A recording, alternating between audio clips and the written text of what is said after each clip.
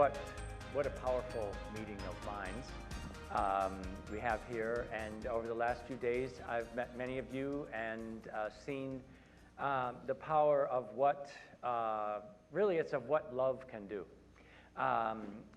Many of you have worked towards this effort here at UCLA and outside of the campus, such as D'Artagnan and his Social Justice Learning Center. That was the first place that I went to when I got here. Amazing facility in Inglewood with just a forest of kale on these like towers where you could just get lost in there. And what was really exciting is so many members of the community showed up. We had a little cooking class and great questions, and really you could feel that the members of that community were really happy that this facility was there, someplace to go to, which just was surrounded by wellness and surrounded by health and love. And then the Venice Family Clinic that Wendy took me to later was a similar experience, just people devoted to, as Jane said earlier, just helping other people, and in which they are helping themselves, of course. So I'll just briefly, give kind of my entrance into this world. I was lucky enough to work for the White House and for the Obama family. In the first couple weeks that Mrs. Obama moved into the White House, imagine all the things: move the kids, get them in school, furniture, what do I do? She asked us chefs with Sam to come to a meeting and said, I want healthy outcomes to be the primary impetus of my time here for children. And with that, she said, I would like to plant a garden. Well, if you know anything about Washington, moving one blade of grass on the White House grounds it takes act of Congress, but of course we know that's not going to happen. So, but in that context, I can say anything I want now. Yeah, you're free. I'm free too. I'm going to let it go. Go for it. I'm right behind you. This man did it in about 3 weeks. Nothing gets done in 3 weeks in Washington. He, and there was all like, well, we can't do it there because, that was the tree planted by Rutherford Hayes, and it happened. So we made this beautiful garden, and in our defense, I will say that the first year that you plant a garden, if you're not familiar with it, you get like a free year. Things grow pretty well because the pests haven't found you yet.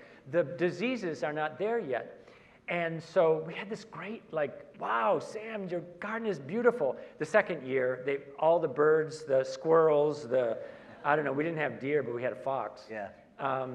Found us, and so then it got, pardon my French, but shit got real. Yeah. And so we were anyway, it was the greatest experience of my life. Working with Sam was an inspiration, and Mrs. Obama is someone who is so amazingly devoted to this. She will do anything to make things find their own way towards progress. So I'll stop.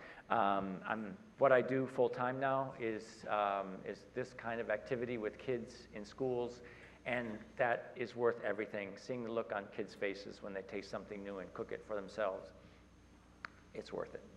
Thank you.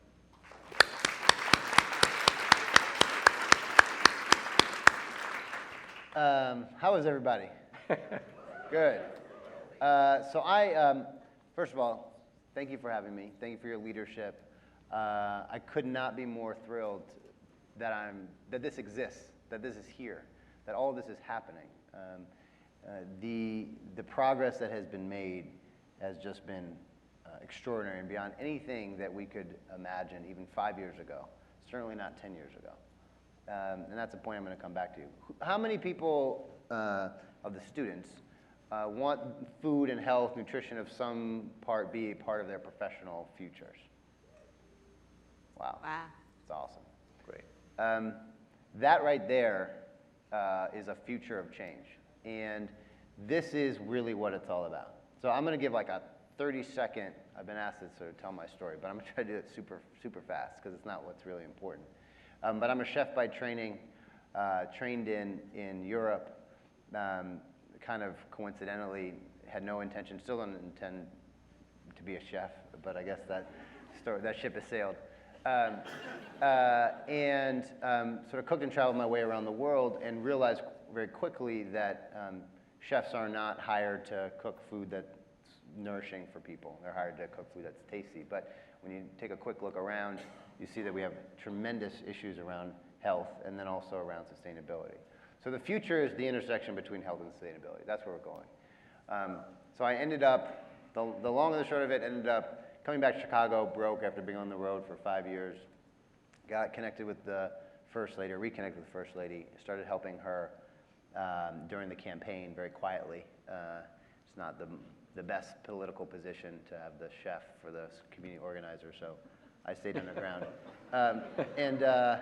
And helped her with food and nutrition and health, particularly with the kids, because it was basically just me and grandma. And you know, she saw the impact on her health and our kids' health. She cared a lot about health to begin with, having worked at the hospital.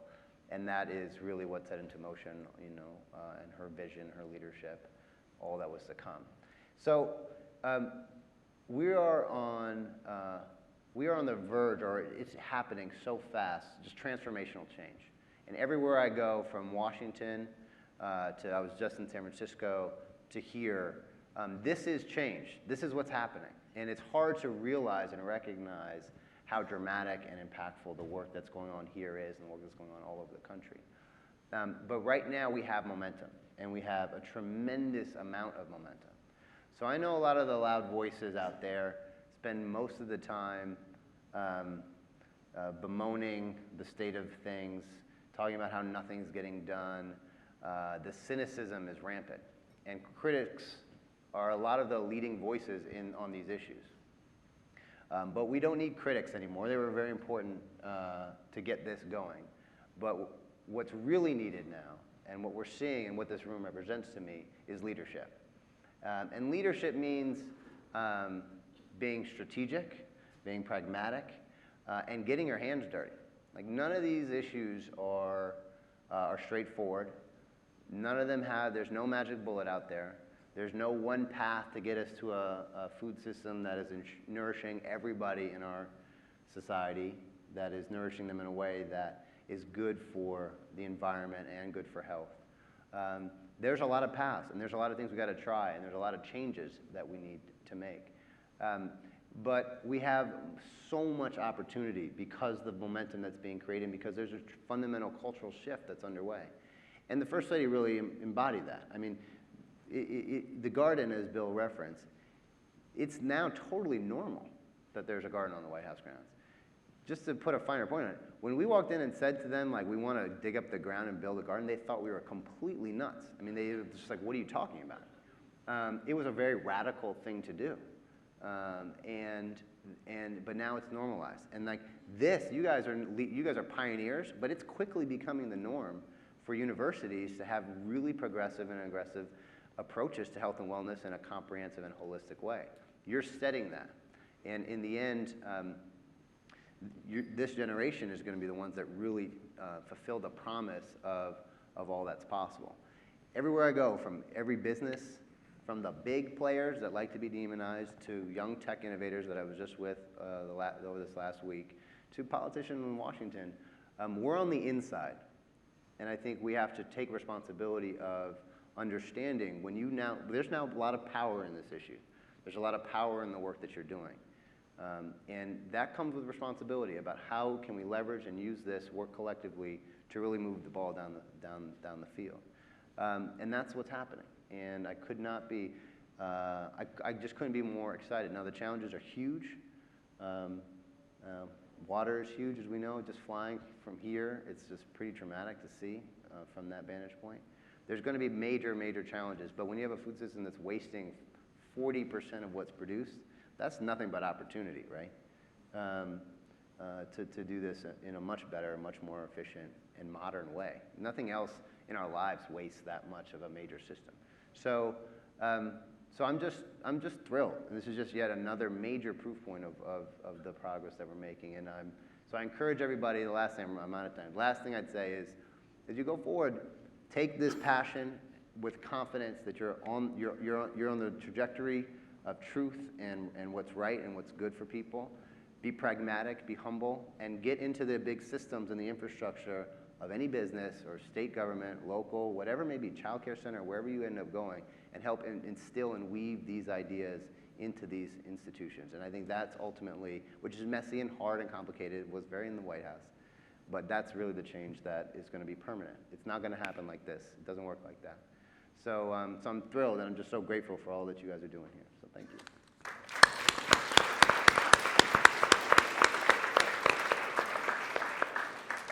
Well, thank you so much, Bill and Sam. And I know there were so many questions that I gathered, and I pulled together some sort of major themes. And the first one really was sort of self-centered because we're working on food literacy here at UCLA, and we were wondering what your definition of food literacy is and what you would consider to be some good advice for us on how we can move forward with food literacy on our campus for our students, faculty, and staff.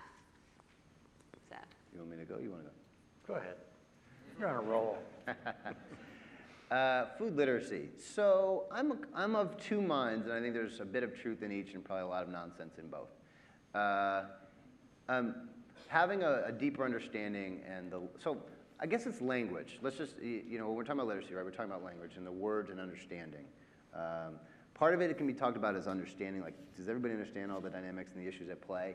And honestly, like, I think that's important at a certain level, and I think once we get sort of the basic, just your average family, your average mom or dad or your average kid has a basic understanding that, like, this is a value, and here's a way to talk about it of value. But at a certain point, we start losing a lot of people, and the more detailed we get and sort of expectation of everybody's got to know every different term of what's happening in this and understand all the complexities, that's not their job, that's our job. And I think what literacy really means to me, it's more like, how do we communicate? And what are the words that we choose to try to bring people on board of taking better care of themselves through food and taking better care of the environment through food? And I think if one thing, I did a lot of work on marketing, and the disparity in marketing for healthy food and non-healthy food is a major challenge that we face. So a lesson that I learned out of this, so right now kids are seeing 5,500 ads for junk and 100 ads for water, fruit, vegetable, and whole grain a year.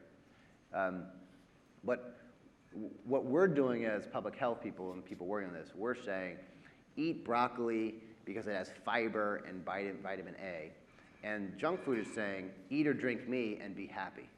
Be full of love. Life is great. Have the beautiful woman or the beautiful man. Love will beat fiber every single time. And so when I think about this, like, the literacy has to come with the true literacy, the deep literacy that comes from us, where we understand, okay, what's the direction we need to be heading in, how are we going to get there? But how we talk about it, everybody doesn't have to be like us. This doesn't have to be everybody's passion project.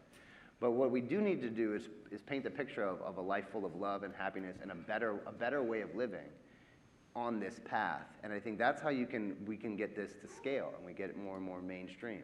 This doesn't matter if it's just for a few. The point is this needs to be the way of life for everybody. And I think so when I think in that kind of world, that's where my mind goes. Yeah, I'd like to add, very interesting the way where you framed it in those two competing marketing systems for kids. And yes, the candy and the junk food is presented in this with cartoons, with songs, with rhymes. Like, how do we allow that? I mean, there's millions of dollars of marketing towards children around cartoons and this wonderful, happy world, and they're defenseless. So it's child abuse to be using those things that they're so attuned to, always on media and colorful, and it's ever more high definition, so they seem ever more real. It's criminal, really. And but to go back to the literacy part, I think it's a really good term for us to think of it as language, because for us, we need to think of food as a language in itself. And it's actually a more durable language than what we speak. Because when you think of, no one speaks ancient Sumerian or hieroglyphics or primitive Indo-European anymore, But we still make bread the same way that the Egyptians do. We still make beer and wine the way it was made 10,000 or 15,000 years ago. So the language of food is more durable than the language you speak every day. And one of the reasons I think that is that it's a visceral experience, it's a body experience, and that's how we can communicate with kids. So if on the one side we have million-dollar marketing campaigns to get kids to eat junk, on the other hand, we have more power when we get kids to eat something good. And they may not like it the first time, but if you introduce it in a way that they can own it, so in our gardens, in our cooking, in studying it in school, it becomes theirs. They own that then. And then when they taste endive or kale or broccoli, it's their experience. If they've cooked it, they're much more likely to eat it. Well, I think that, now that you're framing literacy in a way to help sell or or engage people in healthy eating, I feel that the two of you who are chefs have done such a good job. Because isn't it like the #1 Instagram photo, our food that chefs make, or maybe you make, and it's something that I think you've actually stepped into the arena to help promote healthy eating through that, just the visuals. Yeah. So I have to compliment you on that. And I feel that we as a group need to figure out how to translate, and this is my next question that a lot of people, the law students came up with this question. How do you translate personal commitment to healthy eating that we see across the United States, especially in the younger generation, to political will and support for healthy eating policies? Because all of us want to, who in this room doesn't want to eat healthfully? Who? Nobody here is going to raise their hand. No one's going to admit it. They would be crazy. I guess that was a bad question. But anyway, the point is that, I think that we all want to, but how do we capture that political will? Yeah. So I would, do you mind if I? No, please go ahead, This one's a big one for me. So right now I think where we are as a movement, as people like to call it, and I put that squarely in quotes, is we are bumping up against this barrier of a lack of political engagement. So, we were ready to go. We charged and pushed in every corner we could on these food issues in the White House. But you're only going to get so far when voters aren't voting on this. Like, democracy, as messy as it is, it basically works. And politicians respond to what their constituents talk to them about and put pressure on them about and engage them on. And at every level, from city council to the Senate. And let me tell you something, the thing that senators and congressmen hate the most is a bunch of pressure from lots of constituencies calling them and knocking on the door and showing up. And I think there's plenty to be cynical about in Washington, for example, or anywhere, but the cynicism is far greater than the reality. And people in the White House, we really cared what people thought, and that was always questions that we're taking into account when you're trying to figure out the decision you're going to make. So it comes with real engagement and being active in the political process and supporting candidates and pressing them on what their policies are. And it's just starting to happen. But I don't think we're going to see the change that people are calling for and sort of stomping their feet about until there's that kind of direct engagement in the political system and we make this part of an electoral process. We made a lot of progress, but we're bumping up directly into that barrier right now. And so that means engagement. That means, and it also means, and I'd say the other thing, this is why what's happening here at the law school is so exciting. The infrastructure about crafting bills, crafting policies. People in other movements walk into Senate offices and hand them the bill that they want passed. These senators they don't write all that. That's being done by lawyers. And the food movement doesn't have that. And that's been a big barrier. So that's the kind of political engagement and that infrastructure is being built. That's why I'm thrilled, and I committed today to be part of that. Well, I can't say that yet. Sorry. I will. What can I do? It's going to be good. But I'm psyched about it. So I think that's what it is. That's the change that's going to take this to the whole next level. And it just means not being cynical and getting in the fight and like losing a bunch of fights and then getting up and fighting again. And that's how you get something done. And so as a student group meeting here, what would you recommend the students to do? Well, I recommend you do what you're doing. And I recommend, you know, keep pushing Secretary Napolitano. I guess she's still secretary, of course. You got to champion. So help her be successful. Develop more and more solutions that she can help implement, both here at UCLA and across the campus. Work with lawyers, the lawyers here who are passionate about it, and start thinking about, okay, what are the bills we want to craft? What's a bill in California that we think represents what we're doing here? Codify this into a law, right? It's an initiative. Try to work on passing a law. When there'd be a policy in the White House and we were trying to get something done, the first thing that the powers that be, you know, the people who are managing the flow of policy decisions, they'd say, okay, well, what states have done it and how did it go? So what would you like to see on the national level? There's no better place than California to try it out, right? A lot of this stuff comes from California initially. And it's only with that kind of experience. Like when you're on the national level, you can't take big risks where you're just like, the country's not an experiment. Like it's not the place for experimentation. That happens on the state level. I mean, our job is to scale the things that work, essentially. So take this and try to translate that into the political process, be it here in LA, the county, or at the state level. And I think that's what it is. And that training then, and then you know what? Go to Washington. Like get a job with senators or congressmen.